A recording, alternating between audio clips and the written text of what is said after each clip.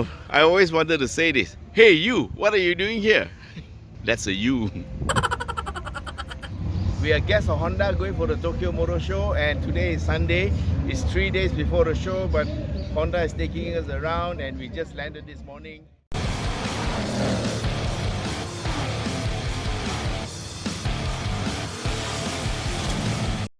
Good morning everyone. We have just left the Narita Airport.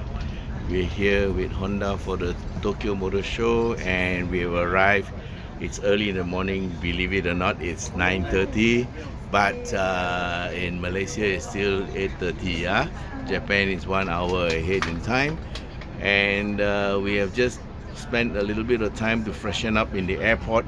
We're not going to get into a hotel until about 6 o'clock today evening. So I've had a change of shirt and we're on our way to breakfast, supposedly at Hoshino Coffee Shop, reputed to be the best coffee in Japan. We are stopped at the traffic light and there's a little car park beside us. So you can see here in Japan there's a huge K-car kind of environment where all the little cars are used on a day-to-day basis. So the K cars get special concession from the government, and so they are relatively cheap. Of course they are smaller cars, so they are cheap to buy. Roads here are beautiful. Speed limits are very strictly enforced, but everybody is so polite, and that's why you see the cars from Japan have horns that goes beep beep. Well, most of the Japanese makes that I have, if I were to buy the car, the first thing I do is change the horn. Yeah, definitely they won't survive in India. Yeah, you need a loud horn. Yeah, either Bosch or Hella. They make good horns, those people. So this is the Hoshino hand drip coffee, and supposed to be very good. Oh, they have the egg and toast special for 400 yen. 4 times 4, what, 15 ringgit. 1 egg, half a slice of bread, and some Hoshino coffee. So here come the team, and they're going into the shop. We're going to have coffee and breakfast. Hi Stella.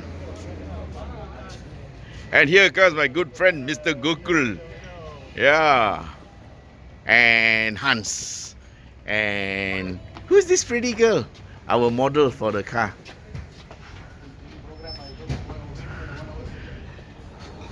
Okay, what do we have here? We have Hoshino coffee, and 800 yen you get egg and prawn. 800 yen you get ham and egg. 880 yen, I don't know what that is, looks like egg. And then you get some meat with egg, also 800 yen. Looks like everything is 800 yen. Okay, this little cake here is 680, and this set is 500 yen, economy set. That looks like spaghetti. Now all this food in there is plastic. Yeah, in Japan they show the menu. Okay, for 830 yen you get a small steak, bread, egg, noodles and rice and a bit of vegetable. Alright, so that's all we have to choose from today, which is quite a large spread. So we're at the Hoshino coffee shop, and what they talk about here is they have hand drip coffee, and we have our lady barista. Are you the barista? Are you the barista? Ah, hi.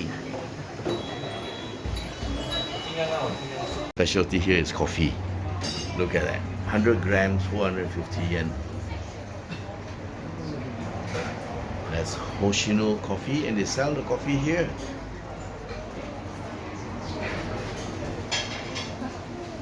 That's our barista making coffee for all of us.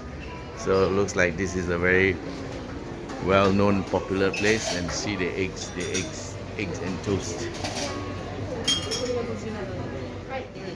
Alright guys, this is what we are having for breakfast. I am taking this, I have no idea what it is. I think it's an egg on some kind of cookie, and then there's a bacon and a sausage and some vegetable stuff. And Vivian is taking the same, and Sean is taking the Hailam bread. Yes. This one, but it's not so Hailam, this is Japanese bread, okay? With one egg and half a piece of toast. Yeah, this is 400 yen. Yeah, 400 yen is about 15 ringgit. Wow, this is Japan. Okay, and Bonjour. and Tai Chui is taking Bonjour. what? Hey, why you put pepper, No, salt, salt. salt on your bread? The Okay. French toast. Okay. Alright guys, enjoy your makan, yeah? Okay, we just had breakfast and we are heading to Yokohama to see some of the sites there, and we are actually just leaving Chiba, and we're going to bypass Tokyo on this edge, going through Tokyo Bay. Already, yeah. On your left-hand side, it's a Tokyo Bay, and on your right-hand side is Yokohama City. And we are going through the second bridge. Is a Yokohama Bay Bridge. It's one of the Yokohama highlight, and a lot of piers around here, and also the combinat. It's also very popular to visiting in the dark with a light.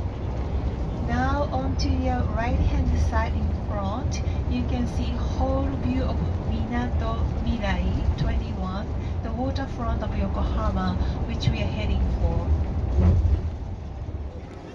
We're going to go to the Cup Noodle Museum and see how they make cup noodles. You can take a picture in the cup noodle. Oh, this is the original chicken ramen, which is the cup noodle, and I suppose that's Mr. Momokuku Endo. Yeah. All right, let's look inside the. Wow. History of cup noodles, 1958. Wow, I never knew they had noodles then. Instant noodles in 1958. Many brands. And this is the most famous one, I think, is chicken ramen, which started here. The very first one is 1958. And you see it again in 1971. And then they decided to go into cups. So in 1971, we saw the first cup noodle, yeah? They put the noodles into cups, and then it went on to bowls and stuff. Wow, that's a lot of cup noodles, and many brands here.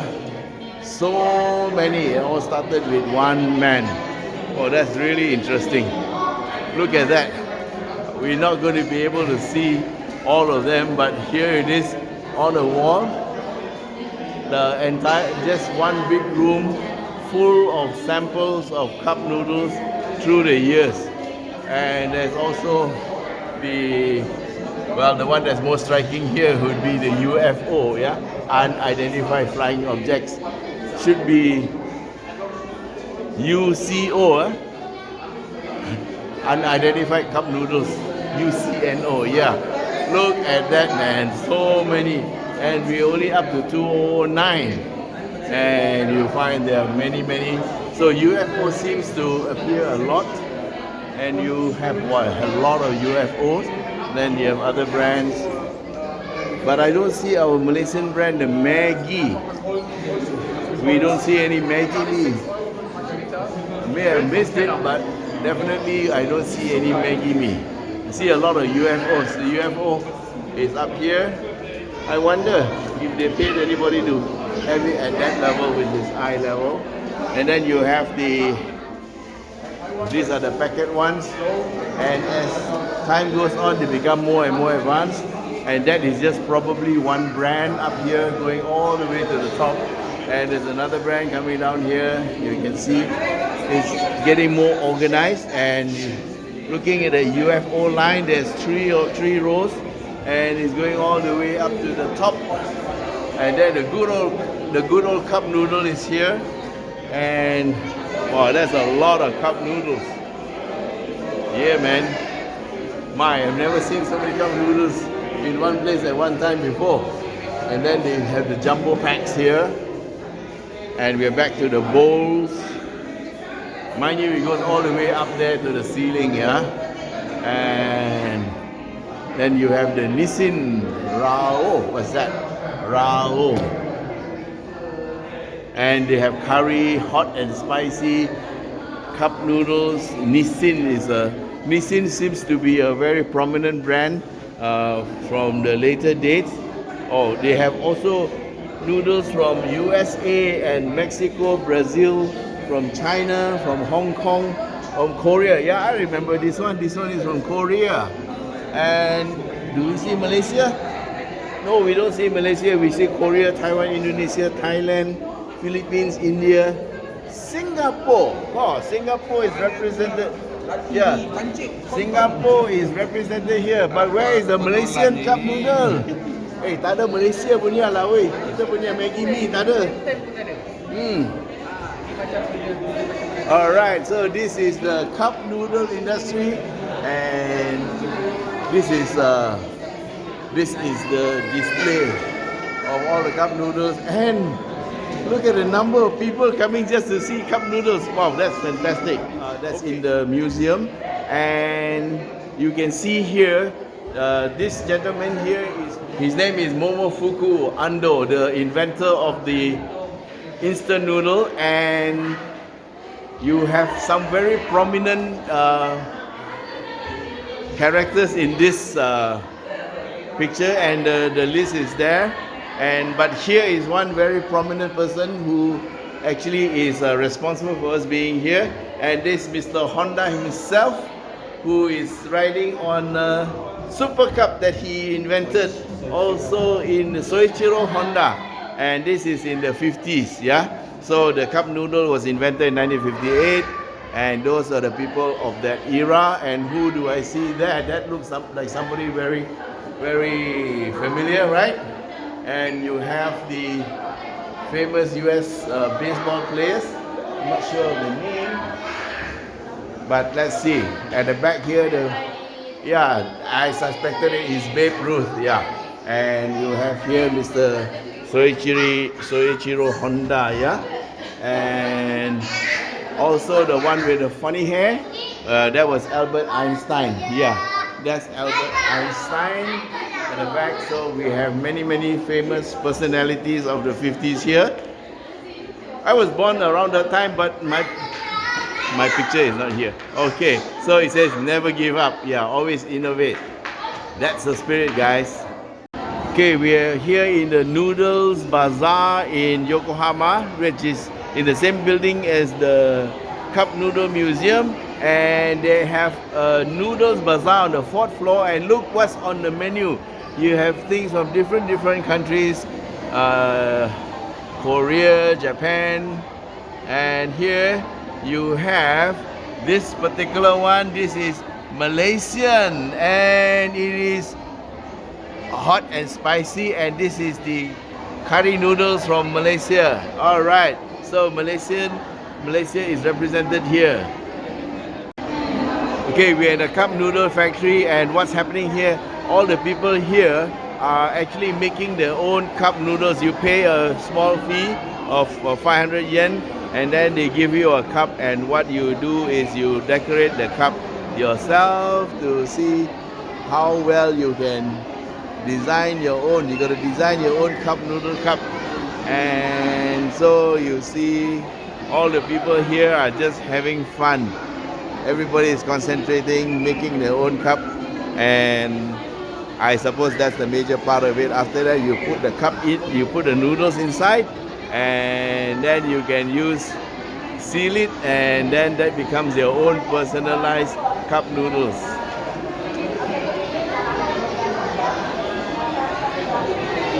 Looks like fun. A lot of people are having fun doing that.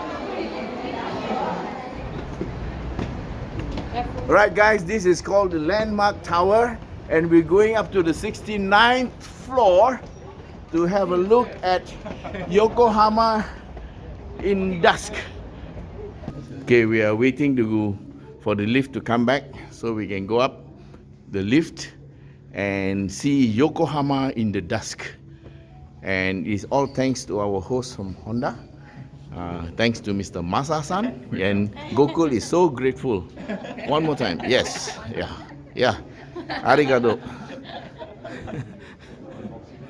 Okay, guys, we are in Yokohama Bay and we're in the 69th floor of the landmark tower, and we are looking out into the, oh, look at the beautiful sight down there. That's the Ferris wheel we saw earlier, and it's 5:06. You can see the clock on the Ferris wheel, and that is Yokohama Bay, and it looks beautiful in the evening light. Yeah. Right, guys, enjoy. Let's take a look around.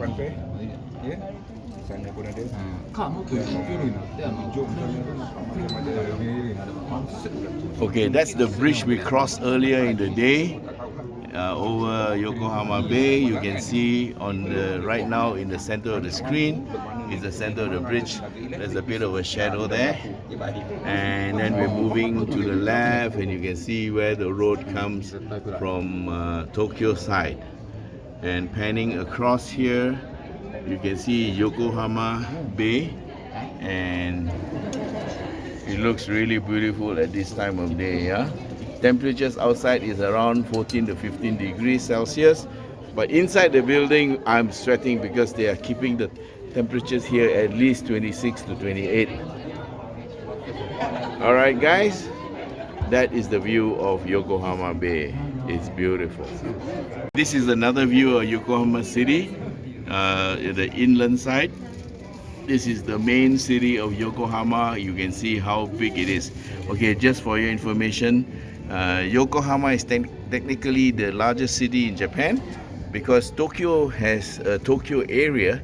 It's much bigger, but there is no official Tokyo city. And for Yokohama, it has the definition of city, and there are officially 3.7 million people living here. So that's a lot of people. So guys, from Landmark Tower, there are actually 3 faces of the building, or 3 sides, and this is another side of the building that we are looking out from, and that explains why there are 3.7 million people living in Yokohama City. Well, I once thought that it's actually quite a small place, but it's actually really big. Okay, so over there you can see part of the bay, and we'll just pan through again. So you can see there's lots and lots of buildings in Yokohama, and that's the end of the view. Okay guys, there's actually 4 sides to the building, and this is the 4th side that takes us to another part of the bay, but actually we're seeing the same bridge over there. So it's got 4 sides, but 2 of the sides, each of the 2 sides shares the view of one side or the other side of the building. Beautiful. This is the tree where people can leave love notes. This is for lovers. Heart to heart sky garden. And love is will. The will to share your happiness with all. Love works its magic on everyone around you, and love is what makes your life worthwhile. Okay, I agree with that. So if you want to write a love message to your loved one, you pay a small fee, and you write your love note, and you stick it on this tree. And what's on the tree? There are lots of little strings for you to tie your love notes. And here is Iris putting a love note. I wonder who the note is for. Well done, Iris. Okay, showing us an example of how to put a love note.